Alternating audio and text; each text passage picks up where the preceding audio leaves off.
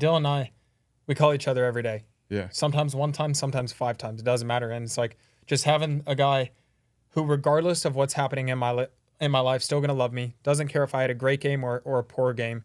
If I'm injured, he's calling me. If I'm fit and playing, he's calling me. It's just like having a bud. Like I think is such a special thing in life, and not everybody in this life has that or has those relationships with their parents. But I mean, I know Dylan. Him and his dad are just like me and my dad. We're best friends, and we BS all day long. I call my dad twice a day, but like I know I'm so lucky to have that because if I need something, boom, I call him, and there's no judgment. And it's a really, really humbling and special feeling that you get if you're fortunate enough to have relationships like that. But if you could go even one step further and start building a community out of that, like you never know the impact you're going to have on somebody else's life. And that's why I always preach, like when you walk into a door, stand tall, smile, go greet someone because they could be having a horrible day. But just by you, that gesture of being interested. And we were just talking about the book, How to Win Friends and Influence People. It's like, just have a genuine curiosity in someone else's life and stop just thinking about yourself. Yeah. Yeah, it's pretty cool to. Sometimes I kind of look around and I'm like, I have some really cool friends around me, like people that I look up to. I look up to all of them in different ways. Like I got people like Chris, who's at the highest level of what he's doing. But Christian will text me after every tournament round I play. And it doesn't matter if I say, he's like, how'd you play? I go, I played great. He goes, yep.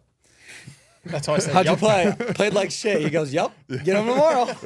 I'm like, it's so cool. Like, I'll play the worst tournament of my life. My dad will be like, the good news is I still love you. Like my brother, all my friends. It's super cool. And like, I'm around a lot of athletes, a lot of high performers, but at the end of the day, I don't care if they go out there and freaking fail.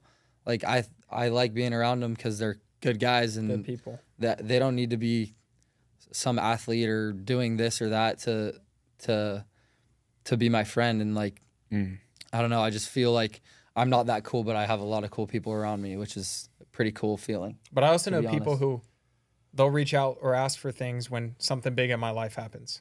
Say I had a really cool guy on the podcast. Oh, dude, can you connect me with him? Or I got this brand deal. Dude, can I get a bunch of free stuff? I'm like, this is when you reach out to me? Yeah. Like, where's the loyalty lie? Yeah, your true colors show in those moments. Yeah. It's like, all right, like I've been here this whole time, you know. You could have reached out, just say what's up. Yep. The book Think and Grow Rich comes to mind because I think a lot of people see that title and think about the word rich and think that book is all about just making money, but it's actually just about how to treat people and how to come like approach life from a very authentic way and know that the richness of life is through relationship. And what I love about that book is it totally reframed a lot of things for me, where I used to think that I needed a lot of money in order to give to people, like in order to get to a certain point where then I could give back. Yeah. And it's like, dude, I could sit here after this podcast for 30 minutes and write a handwritten note to like someone I haven't talked to in a while and send that to them, and that would be worth more to them than $1 million. Oh, you know? So spot on. Right? And I think that was a reframe for me where, and I saw like God working in my life where I was just in this little trap of thinking that I needed certain things in order to give, and that's just so wrong. Like the foundation of it all is giving your time and attention to people. It's funny the power of just shooting someone a text randomly. Say you haven't talked to him for 2 years. If you just be like, hey man, what's up? Hope you're doing well. Just thinking of you. It's like, whoa. When you receive that message, I've gotten it a couple times and I'm like, why are they thinking about me? Yeah, but it's like, such a refresher. It's what did I so do? cool.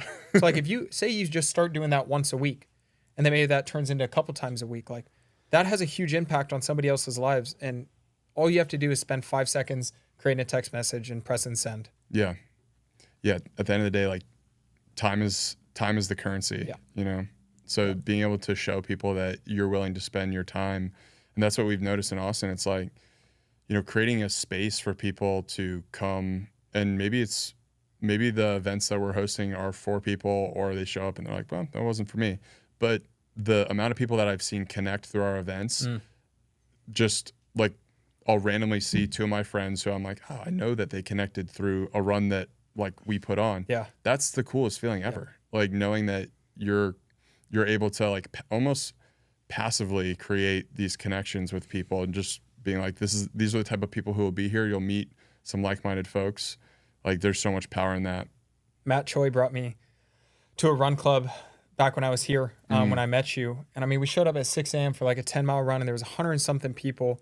Wow. Just the vibe was so electric. And then we had coffee after. Then we had breakfast tacos after. And I was meeting people who live in Austin now, but they're from all these various parts of the U.S. But it was a really cool feeling being in a community that all shares a similar passion of taking care of their health, meeting new people. And that's the power of the health community. And I find it really, really special here in Austin. Yeah. Because I feel like I'm missing out in Houston a bit. I really haven't found that community. Dallas, I think, is better than Houston. But every time I come to Austin, I go to the Collective or I do a run club, I'm just like, whoa, this is so cool. And I really wish I had this in my everyday life.